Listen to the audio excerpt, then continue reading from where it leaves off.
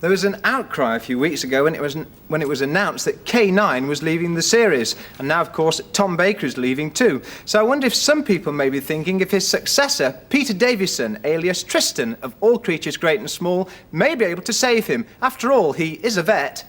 And we're absolutely delighted to welcome Peter to the studio today.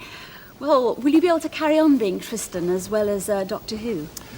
No, we've really come to the end of All Creatures. We've done the books, taken the stories up to the war, and really there are no more books after the war, so it's really the end of All Creatures. I'm sure all the All Creatures Great and Small fans will be delighted that you're taking over the part of the Doctor.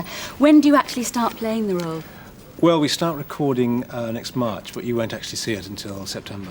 Oh, so you've got a little bit of time to wait yet, then? Yes. Oh, I see. Well, you must have seen the early Doctor Who's. How old were you when... I was 12 when they first started, William Hartnell. Which of your predecessors have you admired most, do you think? I think it must be Patrick Troughton, really. He was really, my period. I saw him today, actually, coming into the BBC car park. What about that? An omen, if ever there was one, I'm sure.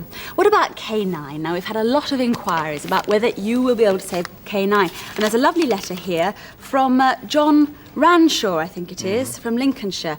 And maybe you'd like to read what he has to say. Yes. Dear Blue Peter, I'm inspired to write to you for a BBKN, Bring Back K9. You could get people to a petition together in various cities who like K9 and want to save him. But if you have any ideas of your own, then they'll be quite acceptable.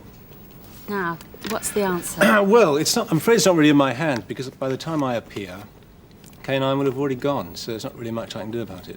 Mind you, it's K9 Mark II that's disappearing, so I suppose can't rule out the possibility of K9 Mark III. Of a Mark III. And he was rather clever, wasn't he? Yeah, I think that was the trouble, really. I think it'd be better with just the doctors and his assistants, because the trouble with K9, really, he came to the rescue all the time and solved more problems and was really good. That's right. Well, the marvellous thing about Doctor Who is that you never know quite what's going to happen next, a bit like Blue Peter.